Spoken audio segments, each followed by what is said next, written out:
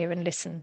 Thank you very much. And please, participants, do raise questions or thoughts and reactions as I go along, and then we've got loads of time at the end for proper conversation and also to get your ideas too. This was one of the kind of reflections from Yifat Susskind, who's the executive director of MADRE, a really phenomenal women's rights funder and activist organization, just about how the kind of this disconnect between what we need and demand as evidence and what's actually out there, and how we're just not seeing what's right under our noses. And that I think her reflection, what's really clear here is that it's not just accidental or incidental. It's a deliberate part of the sort of resistance to shifting power and shifting resources to the organizations and movements that are really powering a lot of the work that's contributing so much of the positive change and emergency responses as well. And we all know that, and we all see that across our work, but it's just not being seen and valued. And there's lots of talk about it, as you all know, in localization agendas, in shifting power, shifting resources, and the decolonization of our kind of demand and mandate for our sector now, but so much still to come. So we really, colleagues and I thought long and hard about this. How are we going to flip this thing and really bring some of this home? And we played around quite a lot with some of the narratives about women's leadership and women's participation in spaces, public spaces and positions of decision making. I think most of the time we read women are underrepresented in politics, and we've just played a little bit. It's quite playful, the report. It's quite we use a lot of it's not actually comedy, but kind of irony, sarcasm. There's some fantastic stuff in there from other people where we're just exposing some of the ludicrousy of the inequalities in positions. Is been quite a fun way of writing this and keeping it kind of positive and a little bit playful as well. But there's nothing playful in it. It's a very serious sense of, if one group of people, and we can think about this in terms of, conversations about race and who dominates decision making, who holds power. And if we look globally at national parliaments, at corporate boards, at ministries of justice or judiciary services, if we look at local government decision making, the male domination of those spaces and therefore and subsequent chapters really look at the systems and the institutions as a result. Like, what happens when 75% of you are of one kind? Your institutions get molded in your shape, in your image. So we've really looked at that, and what are those implications? And particularly, I think COVID, and we'll look at that in a second, COVID's really shown that despite all this lovely talk, who gets to decide what just recoveries mean? So just an example of some of the impacts of what happens when women aren't in the conversations that concern their everyday lives. And I know for a lot of your team working on natural sciences and climate and resilience, the issue around national adaptation programs in relation to climate are really important. And looking at this study, looking at what a huge percentage of them, a third of them completely gender unaware, and none including an in-depth analysis of gender issues at all. When they mention gender, a strong tendency to think of women purely as victims. And we see this a lot also in peacekeeping work. Women are often, vulnerable members of communities, and that in itself not problematic, but that is the only role we are sort of given by the narrative around women and women's agency. And the reflection there on really recognizing that it has a direct impact on the effectiveness and the impact of the national plan of action. Your plan of action is going to be poorer and of lesser quality if this gender analysis, feminist analysis isn't in there. And it's tough to change it. This was another one, a lovely blog comment from a colleague who responded to an earlier paper we'd written. I remember speaking to a researcher who'd studied the political economy of maternal mortality and concluded that gender just wasn't relevant. Where do you start? So just exposing a little bit, just kind of how I think many of us are on this call in our day-to-day work. The fact that you're here today shows that you are an interested and probable ally. I think most of us have had moments of banging our heads against brick walls with some of the reflections here, and again, this just exposed it really nicely. And I think development, particularly there were many issues, and we'll look at them in a second, where these are seen. Okay, so sexual reproductive health and rights, education and health, kind of okay, women are allowed in those spaces. It's a bit more common. But if you come back to finance ministries, to infrastructure, to mining, to security, to taxation, those are like the big boy politics, to governance, and those are the serious spaces where the big boys play, and that's very much shown in the statistics around who participates in those spaces. But it's also shown in our, and I'm speaking not from a research community, but as the development practitioner community, around the sort of culture and the language and the framings around, even the naming of political economy analysis. These are, things that, you can only do with 7 degrees and quite a, well, no, that's not fair. I'll stop there. Okay. And this was really interesting. In last year, CARE, or 2020 CARE, quite swiftly in the onset of COVID crisis around the world, looked at 30 different country emergency response committees. And again, we're in this stage of sustainable development goals, certainly in the UK and I don't know in Germany, but the sense of, women's leadership, we've done that, we've fixed it. It's, we're getting there, stop whinging, we're nearly there. And I think this sense of what COVID really revealed on so many fronts is around when the chips are down, the sort of evaporation of commitments and business as usual, back to that sort of, this is big boy politics. Sorry, we're in a hurry. We've got to be fast. We're the ones who, COVID's about public health and it's about spending and, getting that right. And it's an emergency. So, just really quite striking how the representation of men again at 76%, and what that means. The CARE report has been fantastic. Is what does that mean in terms of the kinds of policies and decisions that were made in that fast aftermath, both on gender-based violence and childcare? Both of those things we knew, and the evidence was telling us really fast that violence was spiking hugely. I mean, childcare, you don't even have to start that sentence. We know what was happening, and yet it just wasn't feeding through into emergency response plans. Oxfam did some similar research with women's rights organisations in 2020, 222 respondents, and 59% said that due to the travel restrictions, they found it harder to access key policy and decision-making spaces. So again, it's kind of the vicious circle in a sense. But there was something more subtle in that, in the what came out of that survey, that they just weren't invited to be part of the conversations because they weren't perceived as key stakeholders. And this is what we kept coming up against again and again in our programmatic work, and what the paper sort of seeks to contribute to. Southern feminist organisations are doing a lot of really smart communications work, looking at different, better ways of communicating the impacts of their work, but we'll have a look in a minute. The time and resources to do this, it takes time. Someone has to do it, and it costs a little bit of money. Those aren't, it's not something there's a lot of resourcing for at the moment. So now we'll just switch mode a little bit into some of the actual findings, because I think maybe for a research and academic audience, it's useful just to have a look at some of these, but the paper's full of them. I think there's about 156 different pieces of research findings documenting the power, and many of them from quite large scale studies.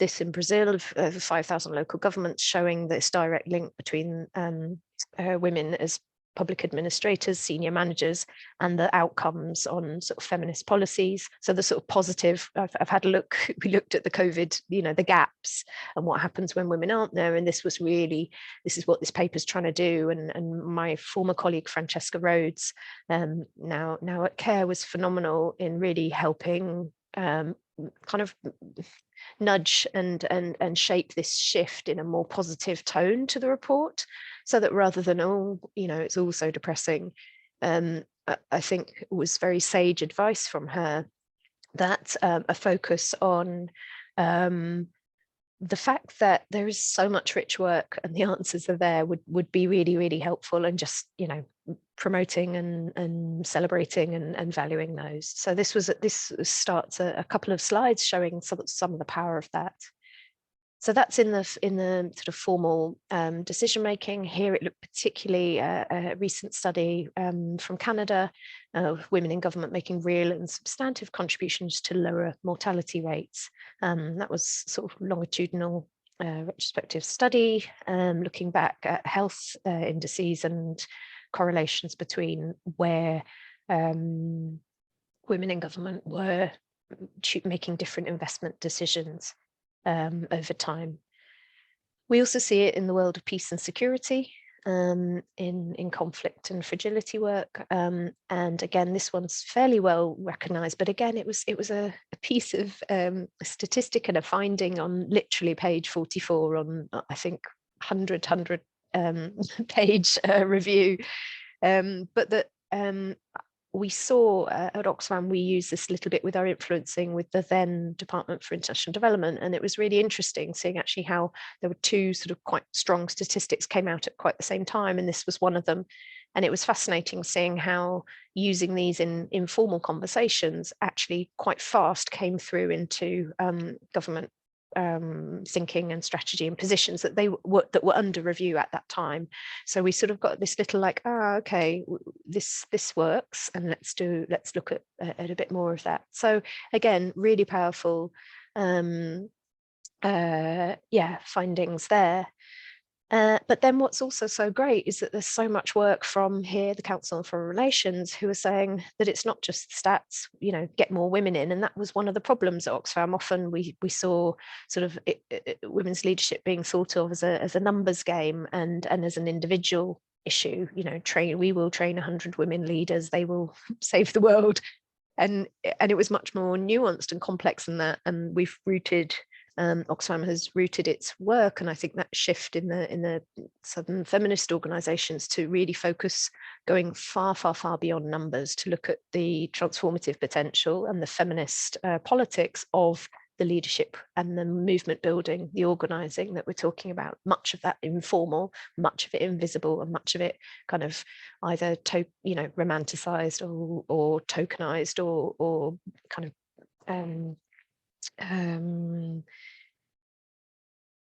seen as a sort of tick box thing, or we did one thing with that organisation, job done. So yeah, kind of quite patronising in a sense of how that work was sort of seen as small scale, lesser than, and other. So this was a really important part of what we were trying to do, to not only show the power of what's happening, but why it is. And there's been a lot of reflections around that, the from the Council on Foreign Relations here and in other women, peace and security thinking, that added perspectives, the different analysis, the different priorities, the broader set of priorities that are brought into conversations about water, around land and territorial security, for example, and violence against women as well. So that was really interesting, and we've tried to get this balance of the what and the how, and really re-emphasize how that's a really important part of the transformative feminist leadership approach. It's not just what gets done, but how it is done is as important.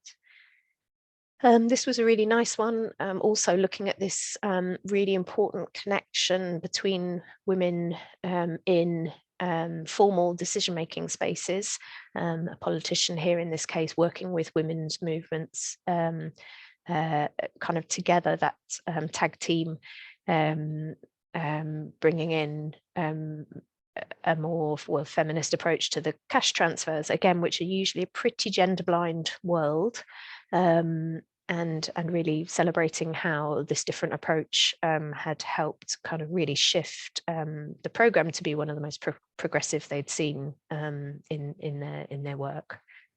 And then the other thing we really wanted to do was to celebrate and again just show like the scale of the incredible work being done.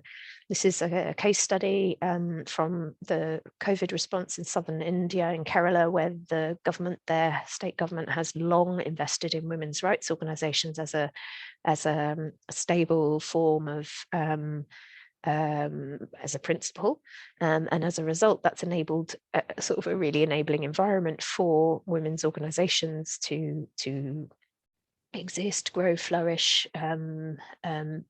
build their expertise, and at moments of crisis like this, as you'll see in the quote, able to react and respond very fast in with more than 1,000 community kitchens across the state.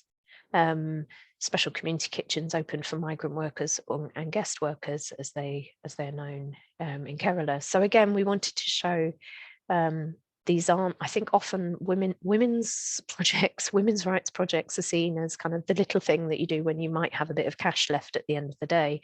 And again, we wanted again and again to kind of really challenge and flip that round. So this was part of that, and part of celebrating the documentation of this work in kind of different kinds of evidence also, not just the UN 1325, for example. Again, impacts in community forest management, positive outcomes there as well. And we saw that very clearly in projects we'd worked on and in the past. And this one, yes, on economic empowerment too. Again, here, I think there's a huge focus in our sector of supporting individual entrepreneurs. In Oxfam, certainly that's a feature of some parts of our economic empowerment work, with a very strong kind of ethos of individualism, and then we slightly start panicking and not quite sure what to do when it comes to the sort of group and collective action bit. So this was another really important finding around that it's movements that sort of with that connection to economic empowerment indicators, including quite, these the issues listed at the bottom. Those are the really hard to reach bits. So I think, yeah, there's something there as well about those kind of more indirect and subtler bits of access or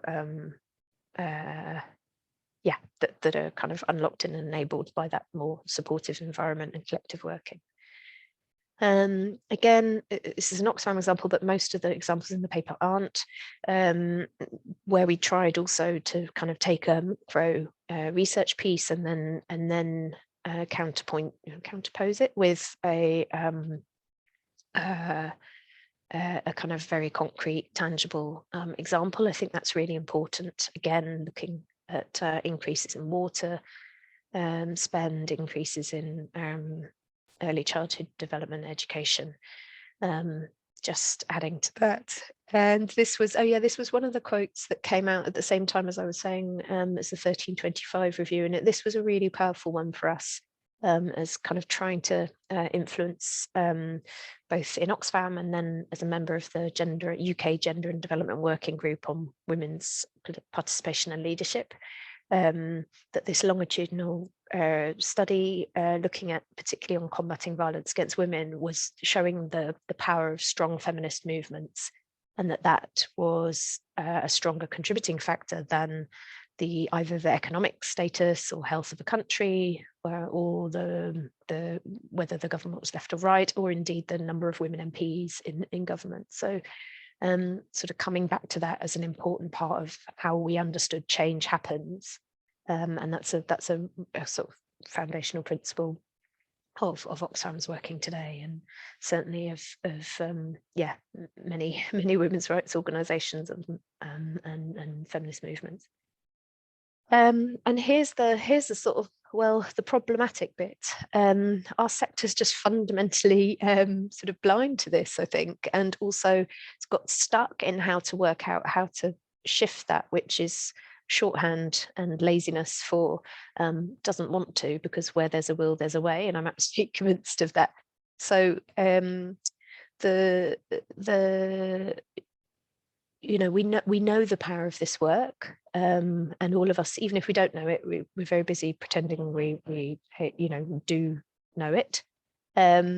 But I think there's something there in that statistic about average incomes. This was 2013, so it's a little while ago, but I think the impacts of COVID on financing for local organisations, I wouldn't be surprised if that's gone down rather than up.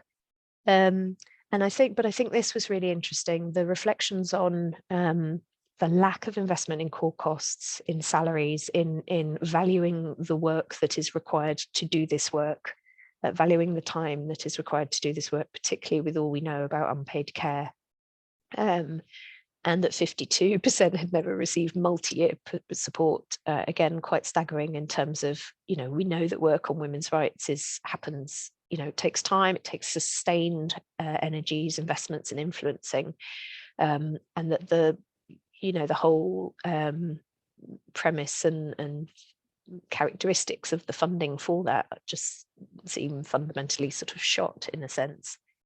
Similarly, Oxfam published a review, sorry, I don't have a date on the summary here, but of 7 huge international donors. So we're talking big amounts here, 6 billion of expenditure across 72 projects. And only 2 of the projects, and these were gender equality projects, included all the minimum qualifying criteria.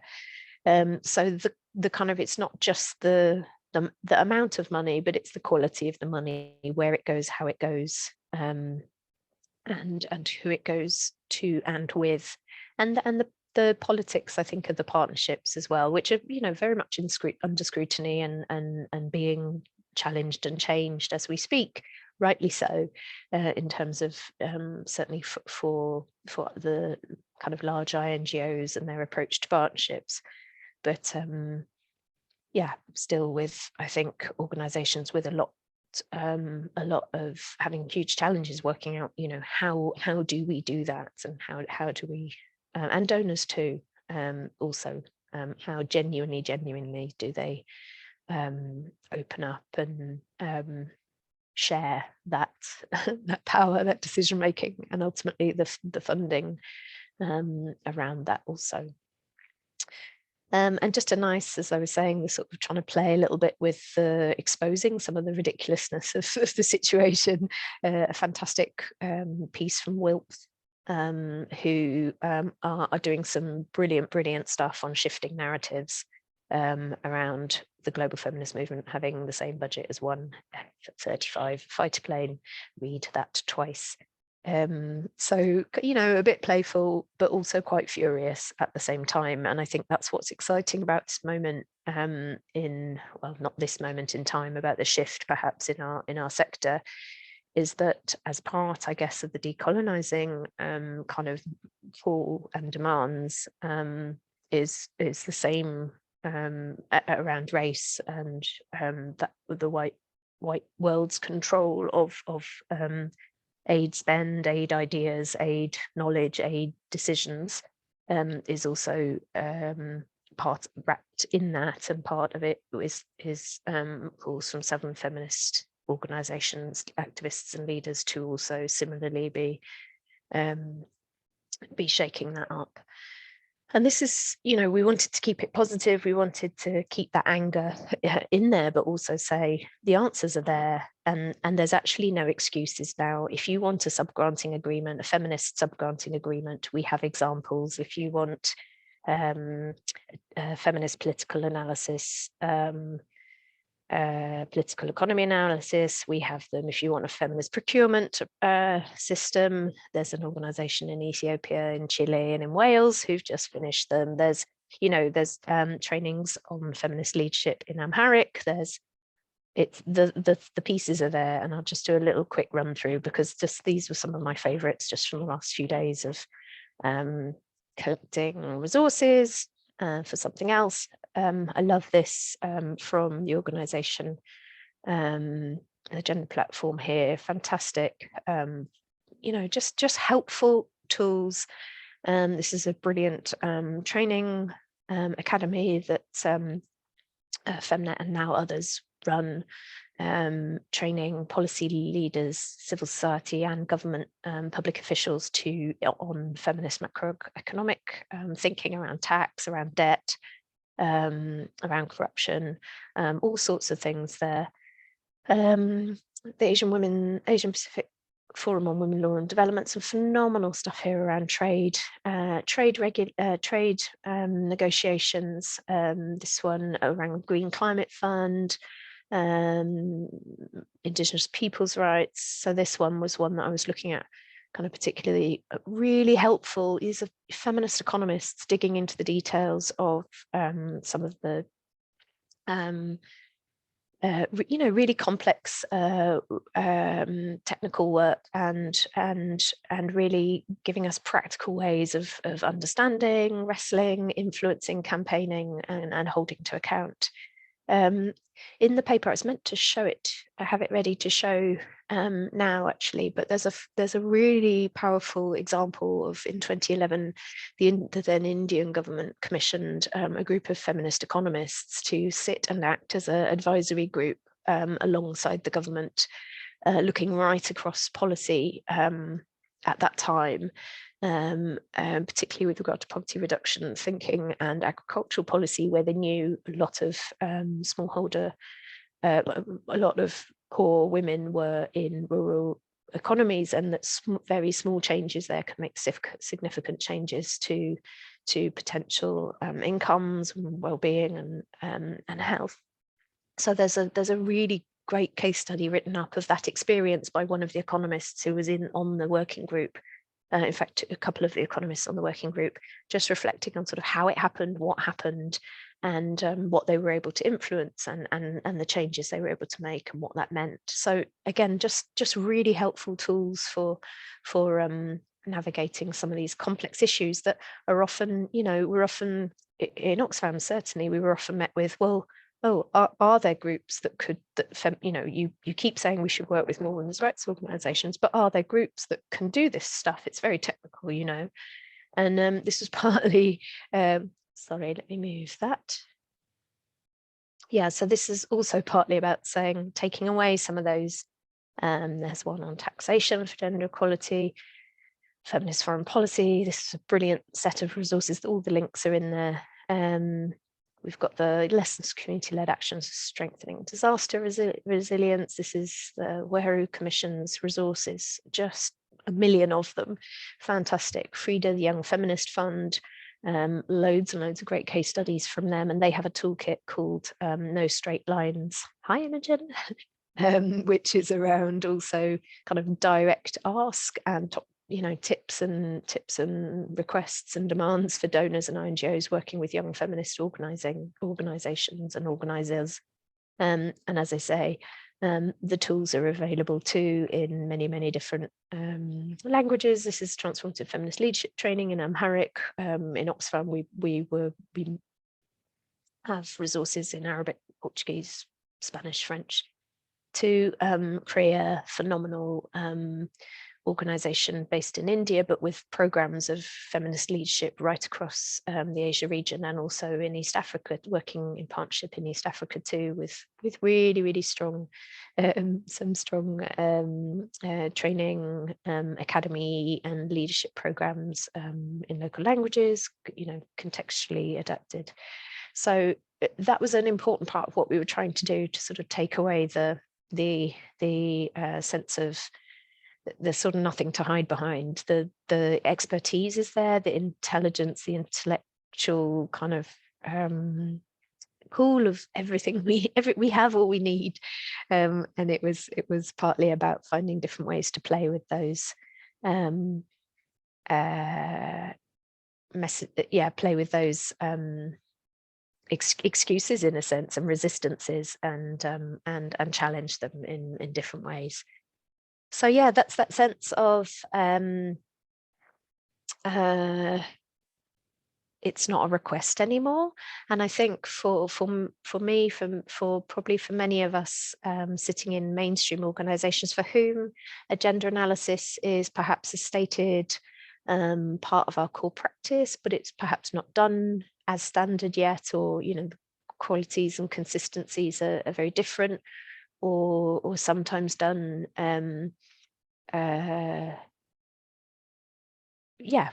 you know, to different extents.